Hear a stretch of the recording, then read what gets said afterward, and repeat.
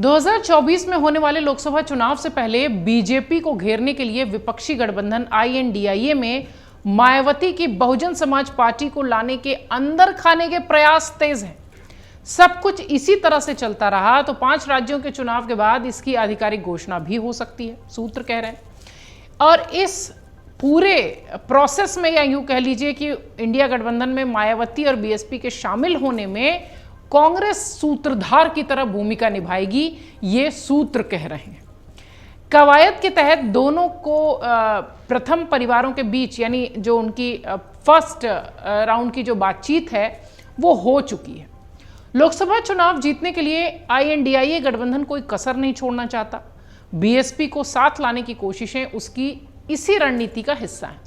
UP के विधानसभा चुनाव से पहले कांग्रेस और बसपा के शीर्ष नेतृत्व के बीच बातचीत का सिलसिला भी शुरू हुआ था। तब यह बातचीत अपने मकाम तक तो नहीं पहुंच सकी थी, लेकिन हां, तब से दोनों के बीच संवाद जरूर जारी है। राजनीतिक सूत्र ये भी कह रहे हैं कि पिछले महीने कांग्रेस की नेता प्रियंका गांधी और बसपा सुप्रीमो मायावती के बीच मुलाकात भी हो चुकी है।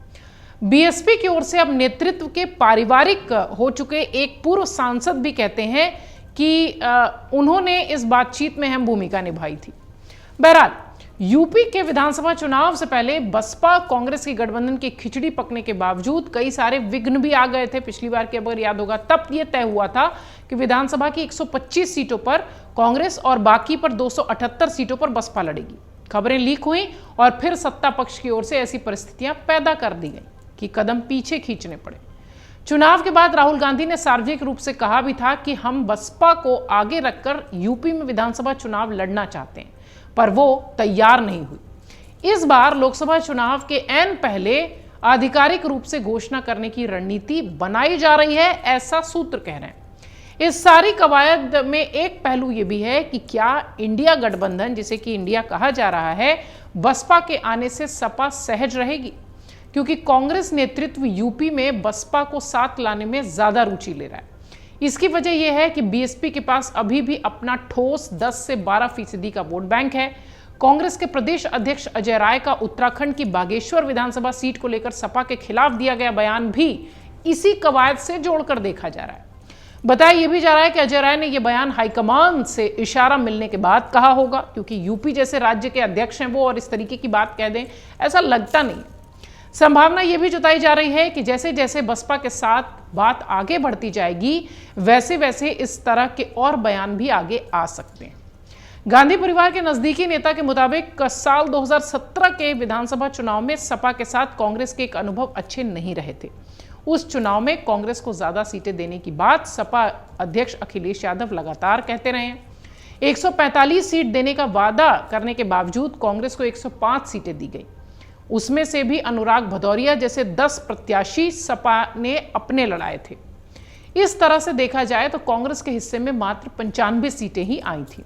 अगर दोनों दल साथ आने की संभावना तलाशते हैं तो उत्तर भारत की राजनीति में भी हलचल मच सकती है। इसका सीधा असर उत्तर प्रदेश, मध्य प्रदेश, पंजाब की सियासत पर दिखेगा, क्योंकि इन्हीं इलाकों में दोनों पार्टियों का खासा असर रहा है। BSP ने हालांकि अपना असर इन दिनों खो दिया है, फिर भी उसका काफी वोट उसके साथ टिका हुआ है। मध्य प्रदेश में इसी साल विधानसभा चुनाव होने हैं। खासकर राज्य के उत्तरी इलाकों में ऐसे किसी तालमेल का चुनावी राजनीति पर प्रभाव पड़ सकता है और भरपूर पड़ सकता है।